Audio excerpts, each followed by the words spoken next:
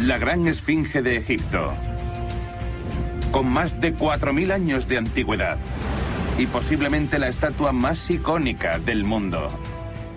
Nunca se había visto una escultura de tal escala en Egipto. Este león de cabeza humana ha desconcertado a los arqueólogos durante generaciones.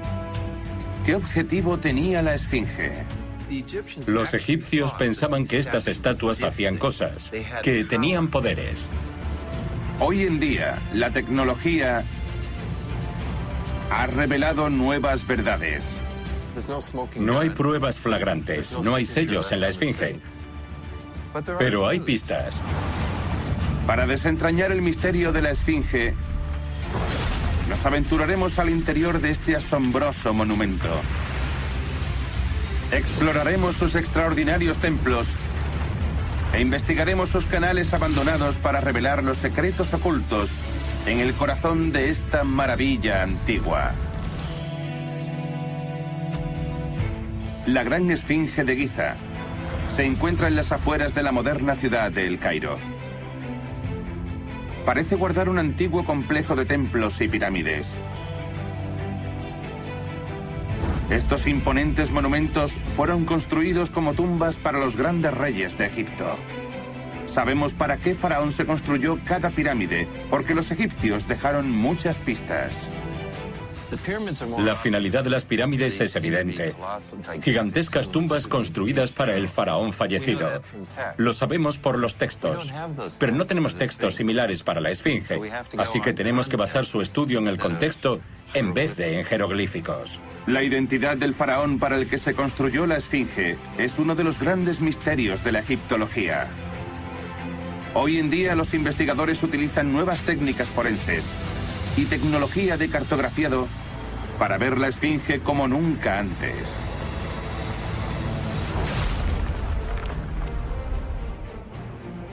La cabeza de la Esfinge es más grande que la cabeza de la Estatua de la Libertad. Está tallada en capas de piedra caliza y se alza 20 metros sobre la arena del desierto. Tiene un cuerpo colosal, tan grande como un avión de pasajeros, y bajo cientos de losas de piedra caliza se encuentran sus gigantescas patas, más largas que 2 autobuses urbanos.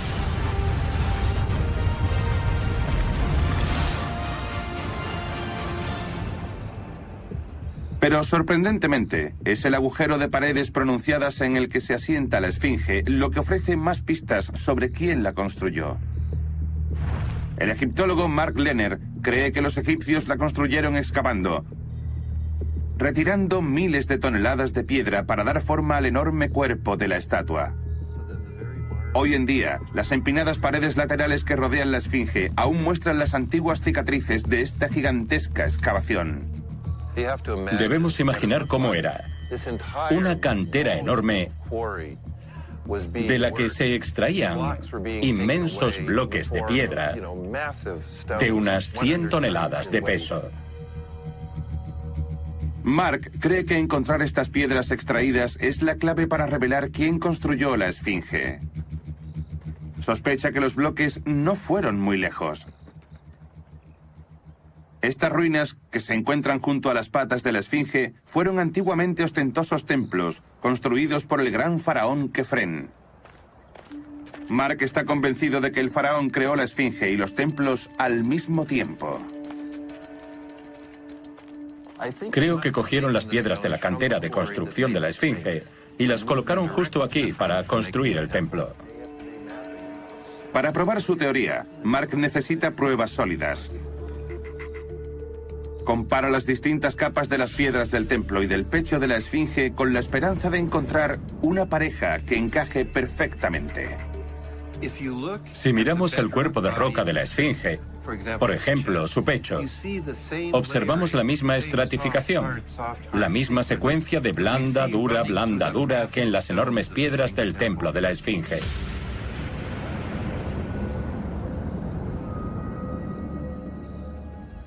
Estas bandas distintivas que caracterizan ambas estructuras son capas naturales, formadas mucho antes de que los egipcios llegaran al poder. Hace más de 50 millones de años, Giza era una laguna tropical llena de vida.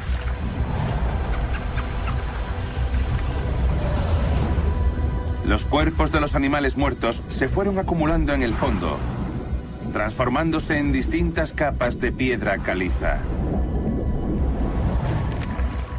A medida que el clima de la Tierra cambiaba, los mares retrocedieron dejando atrás un espacio abierto con afloramientos de piedra caliza.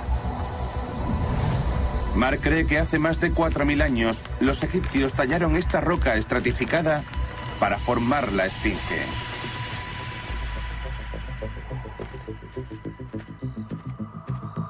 Mark trabaja con el experto en fósiles Richard Redding en buscar huellas geológicas ocultas dentro de los bloques de piedra.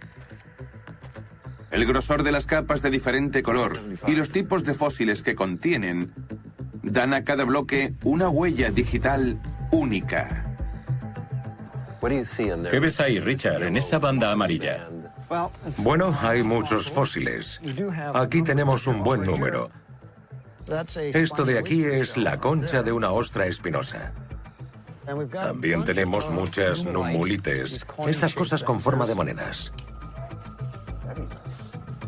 Tras años de trabajo, Mark tiene ahora una huella digital única para cada bloque de este templo.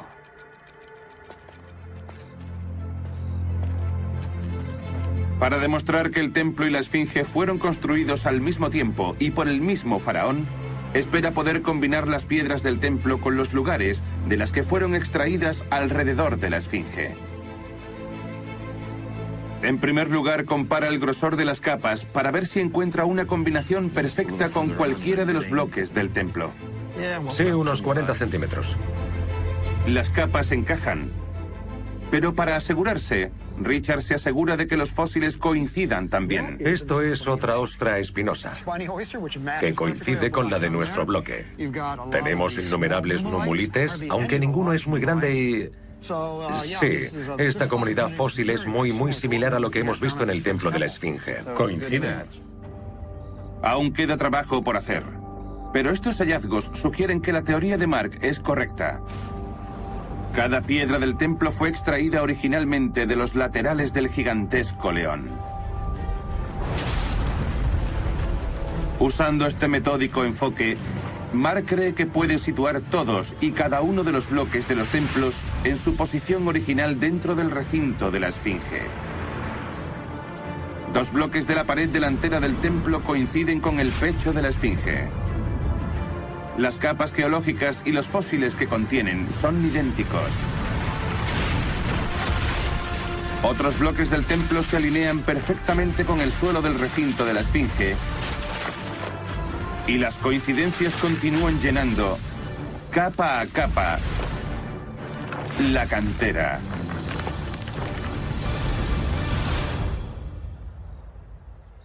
Identificar la fuente de estos bloques del templo proporciona pruebas irrefutables del faraón que construyó este monumento. Si Kefren construyó el templo de la Esfinge, debió ser él quien construyó la Esfinge, porque todo formaba parte del mismo proceso.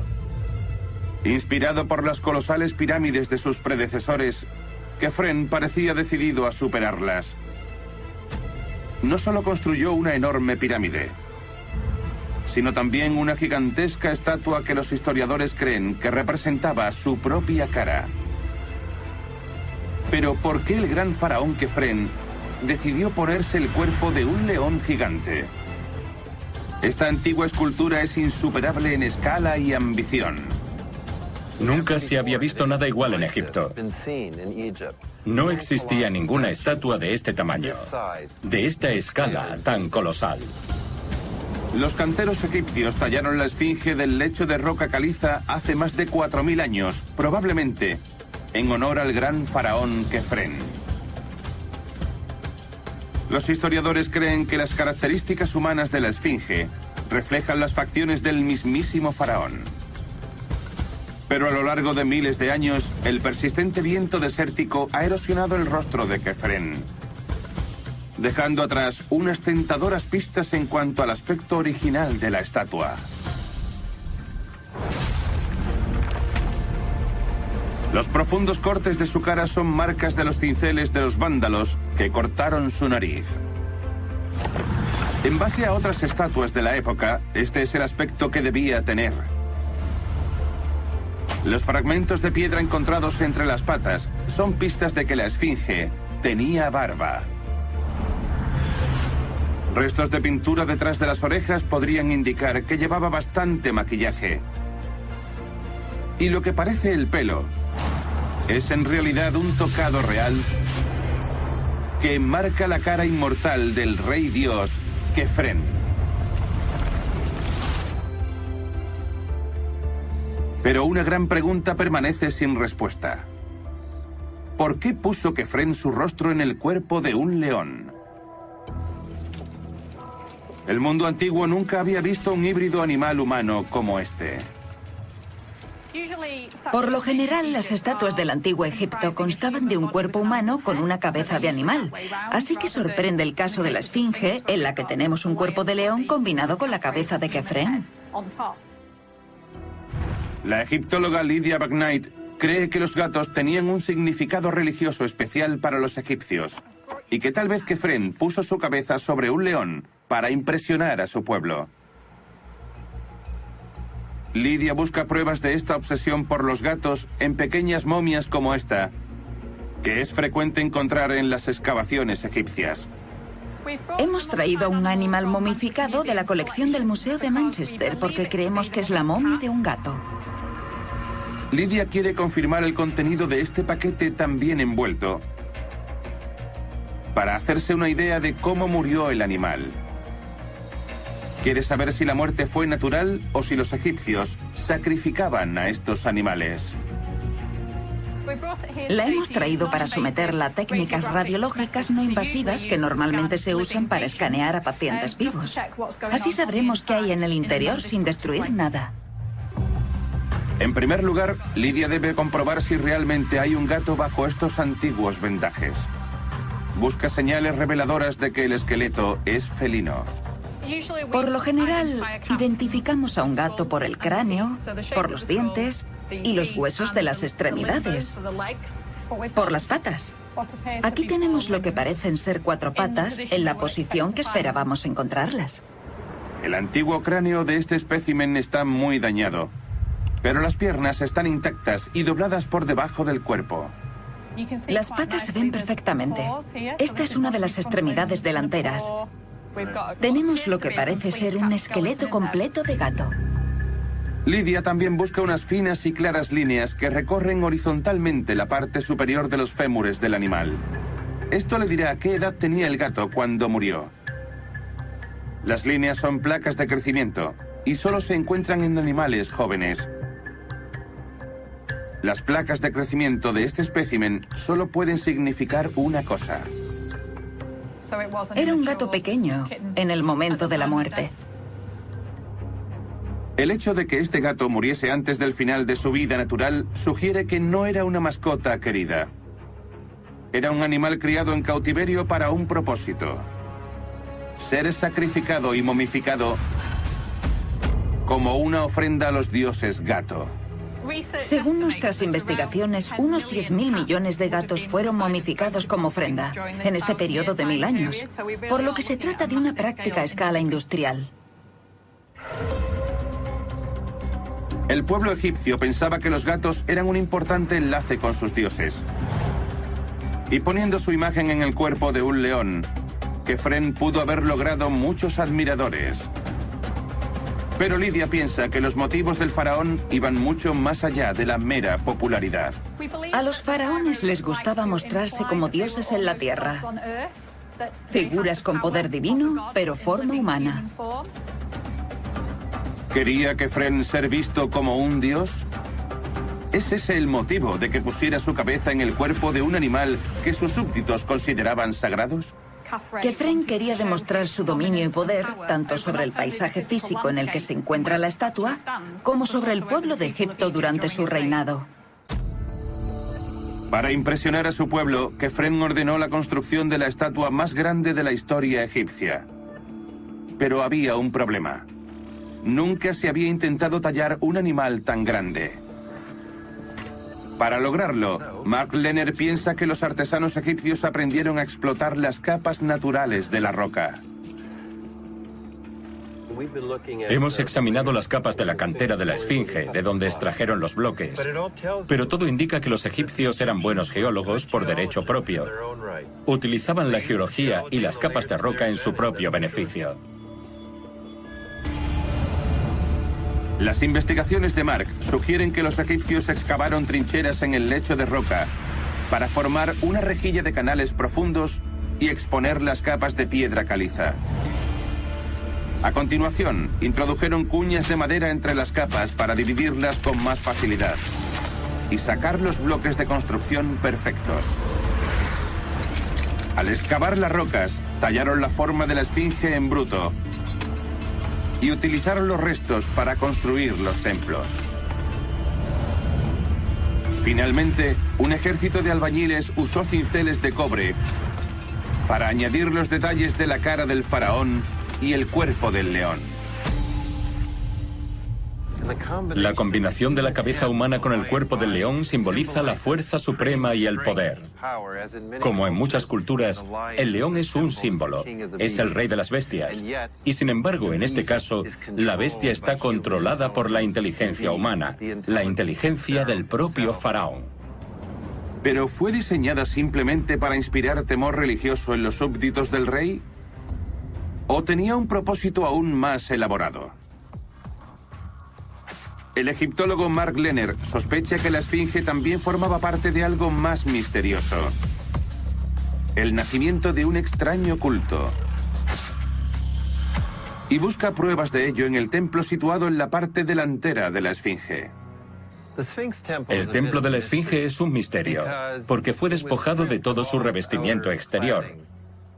Los paneles que cubrían las paredes, las columnas, todo lo que podía contener una inscripción que hiciera referencia a quién o a qué estaba dedicado este templo.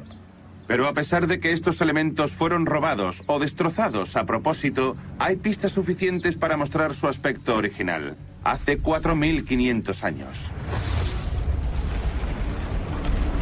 En el exterior, una gran fachada de granito, de la mejor calidad, traído desde Asuán.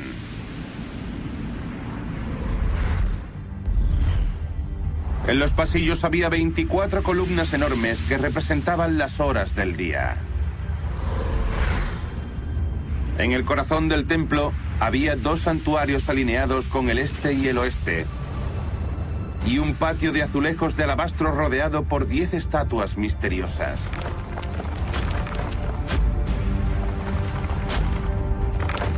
¿Cuál era el propósito de este templo perdido?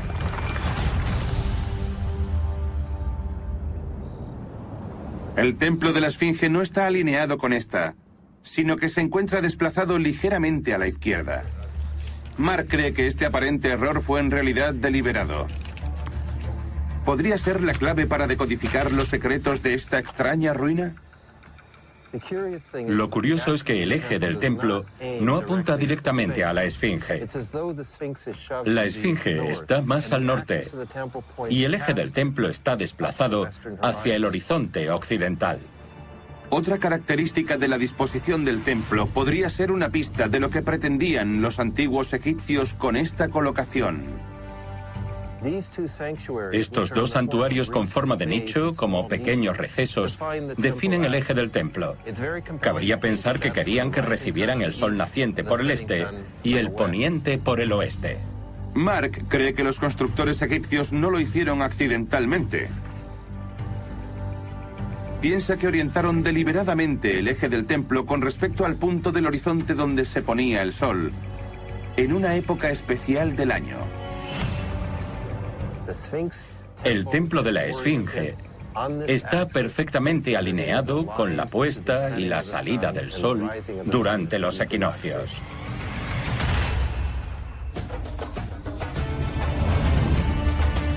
A medida que el sol se pone en el equinoccio, cae directamente detrás del hombro de la esfinge y el lado sur de la pirámide de Kefren. Las formas de la pirámide de Kefren y su esfinge se fusionan, creando una silueta perfecta. Kefren y sus constructores intentaban aprovechar el poder del sol, y tras su muerte, el faraón esperaba que esta alineación fuera una especie de máquina de resurrección. De hecho, pretendía unirse al eterno ciclo del sol para alzarse en la otra vida. Mark cree que el templo era parte de un nuevo culto en Egipto que adoraba al sol como deidad central. Esta ideología dominaría la religión egipcia durante los próximos 2000 años. Mark también cree que el posicionamiento preciso del templo de la Esfinge le permitió aprovechar el poder de otro evento solar diferente. ¿De estar en lo cierto?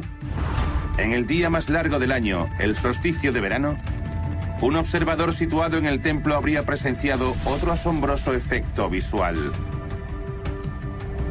Al ponerse justo entre las dos grandes pirámides, el sol formaba un antiguo jeroglífico que representaba el eterno ciclo del renacimiento. Con esta arquitectura monumental, pretendían canalizar el poder del sol. ¿Por qué? Porque creían que el rey era literalmente el hijo del sol y necesitaba su energía para gobernar de manera eficaz sobre todo Egipto y sus habitantes. Kefren cambió el panorama de la historia egipcia. Al construir la Esfinge y los templos a sus pies, dio comienzo a una era de culto al sol en Egipto que duraría los próximos 2 milenios. Es increíble pensar cómo los egipcios de la Cuarta Dinastía pudieron alinear estos grandes monumentos: los templos, la Esfinge y las gigantescas pirámides.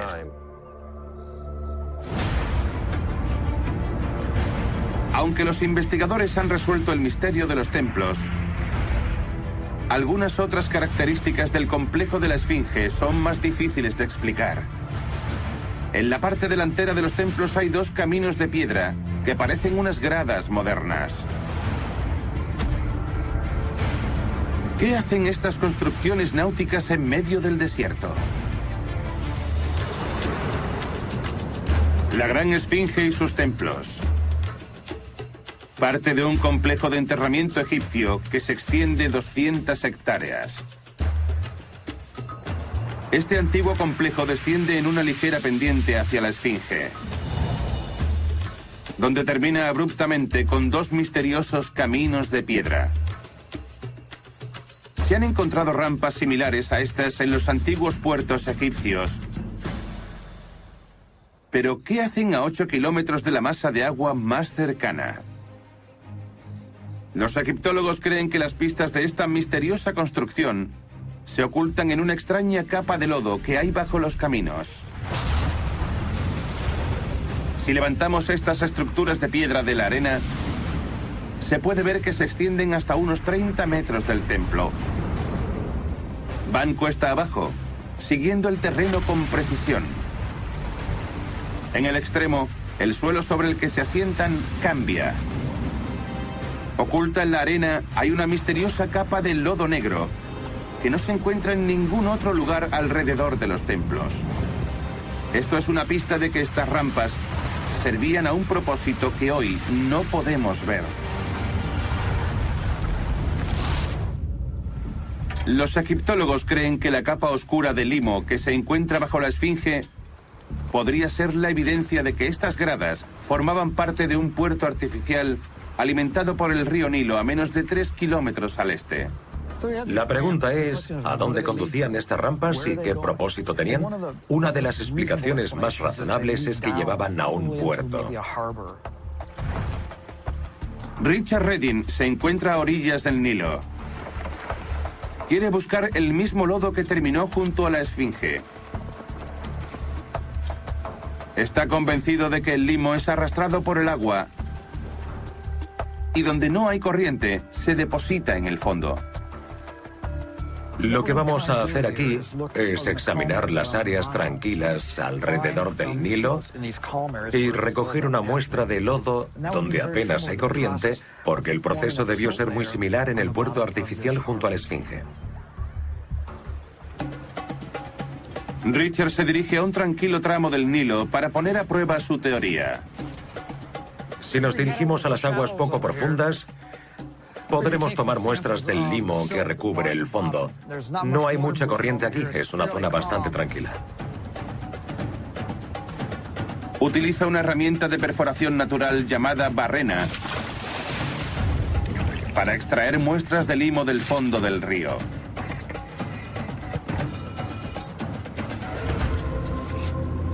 Esto es exactamente lo que esperaba encontrar. Limo de una zona tranquila del Nilo. Mirad, voy a frotarlo con el dedo.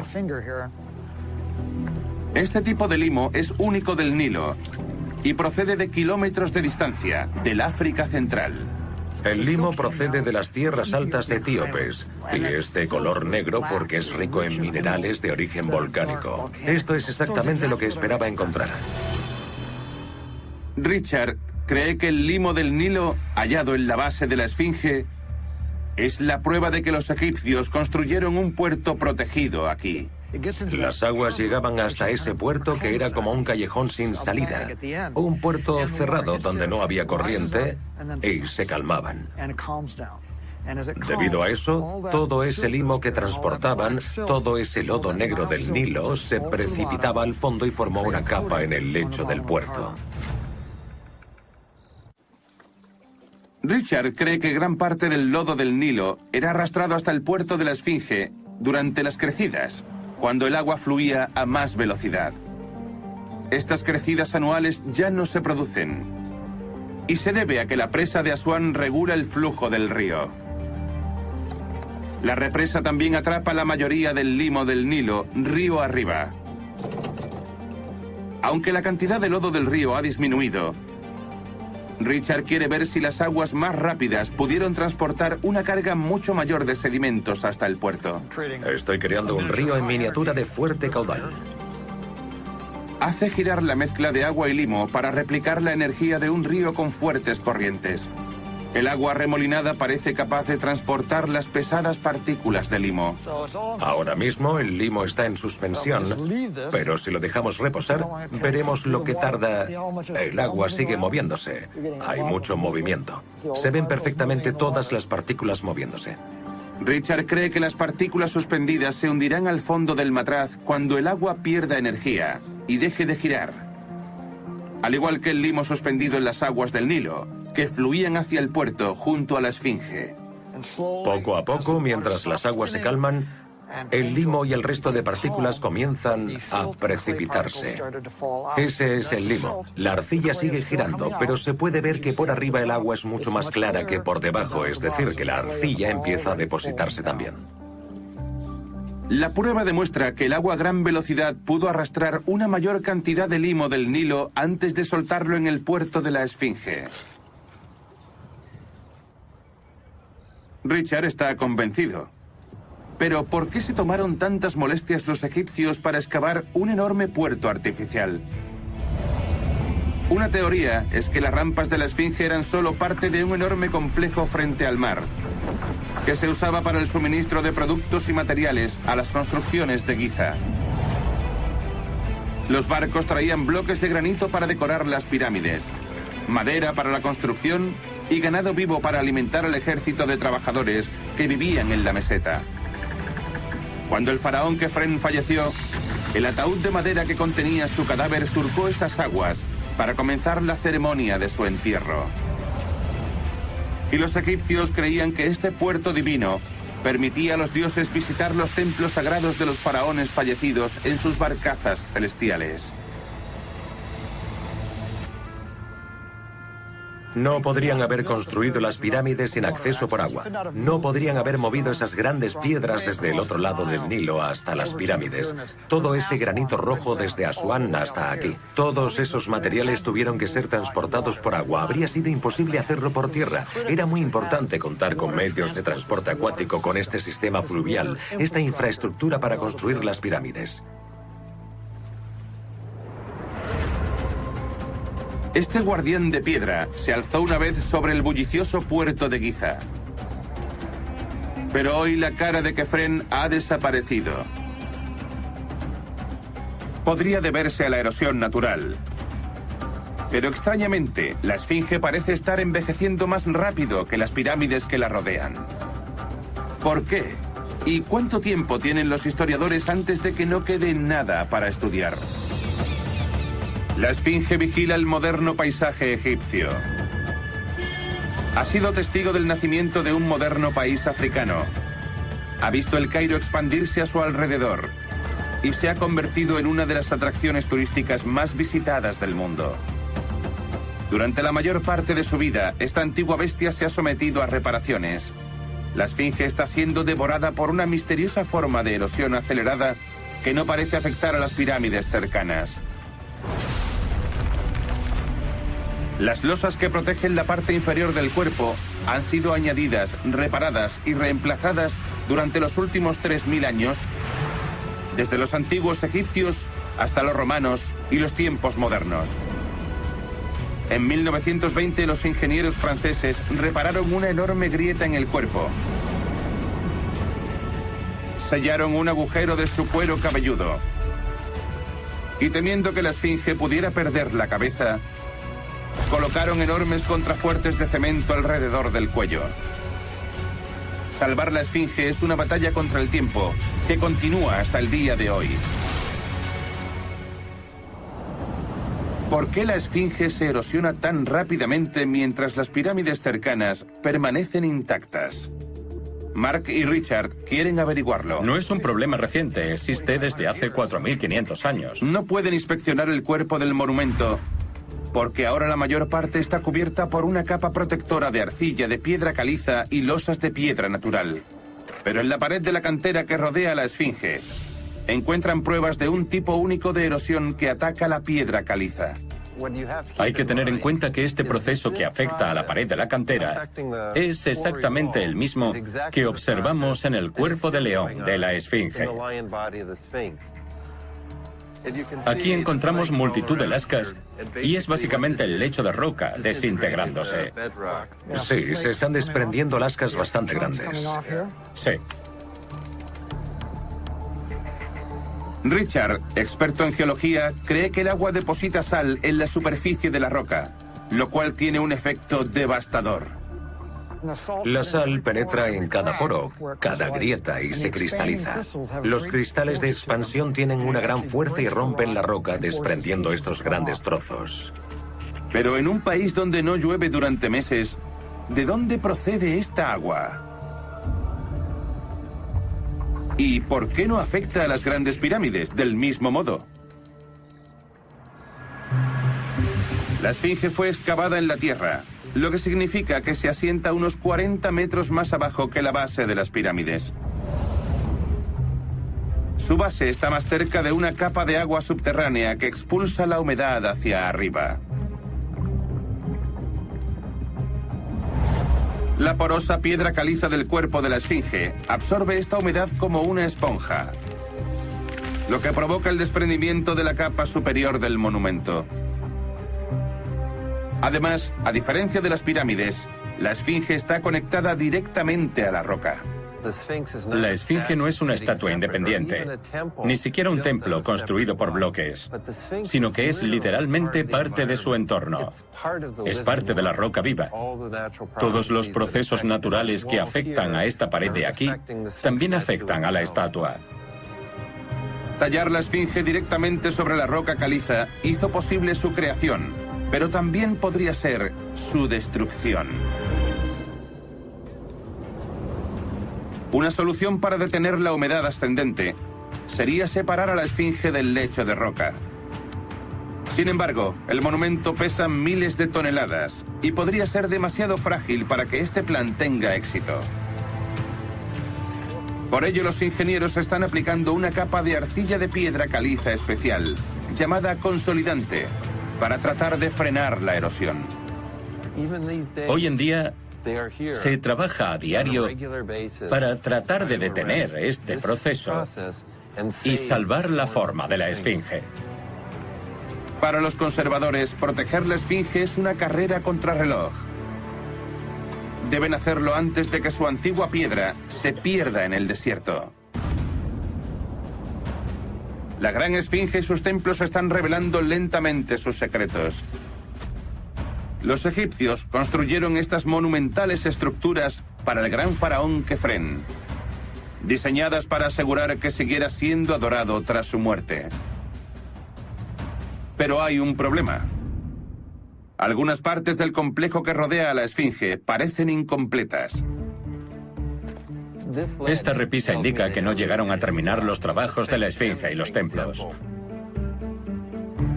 El egiptólogo Mark Lehner sospecha que los hombres que cortaron esta pared abandonaron su trabajo. Vista desde el aire, la pared a la izquierda de la esfinge es un borde recto, pero la de la derecha tiene una sospechosa repisa sobresaliente. De repente tenemos esta enorme repisa de roca que sobresale de aquí. Fue justo aquí donde se detuvieron y esto sugiere que nunca terminaron de cortar la zanja de la esfinge. Mark y su colega Richard buscan pruebas de que los antiguos egipcios habían comenzado a cortar esta parte del muro. Probablemente esta parte estaba asignada a una persona que trabajaba aquí, sentada en cuclillas, golpeando la piedra con un martillo y un cincel una y otra vez. Examinando el área, Mark y Richard encuentran lo que buscan: pruebas de que esta roca estaba a medio procesar cuando fue abandonada. Estos 3 canales de la roca fueron tallados por los trabajadores, ya que forma parte de una técnica para eliminar la piedra de forma más eficiente. Se puede ver que cortó estos canales, probablemente con un pico, y dejó estos badenes para luego quitarlos rápidamente con un martillo pesado. Debía haber docenas de personas haciendo ese trabajo, cada uno con su propio trozo de piedra, cincelando y martilleando, cortando secciones para nivelar esta repisa con el suelo de la base de la esfinge. Debía ser todo un espectáculo. Pero Mark está convencido de que estos obreros egipcios dejaron el trabajo de manera abrupta y se fueron. ¿Por qué? Sospechamos que el motivo de este abandono repentino fue la muerte de Kefren y el ascenso al trono de un nuevo rey, cuya pirámide debía comenzar a construirse inmediatamente. La máquina de resurrección que planeaba Kefren con la esfinge y los templos nunca fue terminada. La construcción de Giza continuó durante otros 350 años, pero luego se detuvo de manera abrupta. Los investigadores creen que un cataclismo natural llevó a los egipcios a abandonar Giza. El cambio de curso del Nilo. Cuando las fértiles aguas del Nilo se desplazaron hacia el este, la meseta de Giza comenzó a secarse y la esfinge se perdió en las arenas del tiempo. Sin nadie que la guardara, este lugar sagrado quedó a disposición de los ladrones, que la despojaron de la valiosa piedra y las estatuas que la decoraban para siempre. Cubierta por las arenas del desierto, la esfinge pudo haberse perdido para siempre, pero Mark cree que hay pruebas de que posteriormente fue redescubierta y reutilizada por futuras generaciones de faraones egipcios. Esas pruebas se encuentran en un extraño panel llamado estela, escrito 1000 años después de la muerte de Kefren para el faraón Tutmosis IV. Está muy claro que se trata de Tutmosis. Su nombre aparece por toda la parte superior de la estela. Mark descifra los jeroglíficos para revelar la historia de Tutmosis. un príncipe real que llegó a Giza para una partida de caza desde la capital, Memphis. Aquí dice, durmió a la sombra de la cabeza de la esfinge, y ésta se le reveló en un sueño. Le dijo, Tutmosis, hijo mío, la arena ha cubierto mi cuerpo. Retírala y te convertiré en el rey del Alto y el Bajo Egipto. Parece que la esfinge cumplió su promesa. Tutmosis se convirtió en rey de Egipto a pesar de no estar directamente en la línea de sucesión al trono. Tutmosis ordenó colocar esta estela en el primer año de su reinado. Hubo otros reyes que pusieron estelas aquí, en los primeros años de sus reinados. La esfinge se convirtió en una especie de Vaticano, un lugar para la ordenación, un lugar desde donde esta antigua imagen del dios Sol, progenitor de todos los reyes, protegía a todos aquellos que ascendían al trono. Estos jeroglíficos grabados en granito cuentan una historia sobre la que pudo ser la primera excavación de la Gran Esfinge, cuando ya tenía entre 1100 y 1200 años. Para aumentar el misterio, algunos de los jeroglíficos de la estela han sido erosionados, por lo que la historia está incompleta. Por desgracia, este informe sobre la excavación más antigua de la Gran Esfinge se interrumpe justo cuando el faraón dice vamos a hacerlo. Pero hay pruebas que sugieren que fue Tutmosis IV quien excavó la Esfinge. Construyó grandes muros de ladrillo de barro para contener la arena y la restauró como una imagen del Imperio Nuevo, una imagen del dios Sol.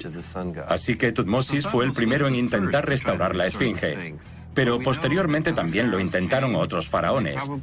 Sabemos que se hicieron obras de mantenimiento y reparación durante los 2 siguientes milenios hasta finales de la época romana y el fin del periodo antiguo. Para cuando Tutmosis murió, la esfinge se había convertido en mucho más que un monumento al faraón Kefren.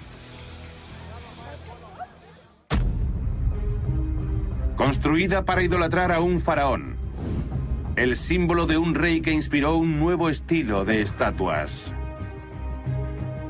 Esa icónica imagen, con la cabeza del faraón y el cuerpo de león de la esfinge, fue reproducida cientos de veces a través de las dinastías posteriores de Egipto. El legado de la esfinge ha ido mucho más allá de lo que Kefren pudo imaginar. La esfinge ha sobrevivido durante más de 4 milenios, custodiando las antiguas pirámides de Giza. Nada. Ninguna obra de arte. Ninguna escultura. Ninguna estatua se había construido antes a esta escala. Y de hecho, no existiría nada similar en todo un milenio. La Gran Esfinge de Giza es una de las estructuras más emblemáticas y misteriosas del mundo. A medida que los investigadores trabajan en este gigantesco felino, comienzan a desenterrar sus secretos. Desde su desconcertante rostro desfigurado hasta sus templos en ruinas, poco a poco van descubriendo nuevos detalles de la gran estructura y del rey que la construyó.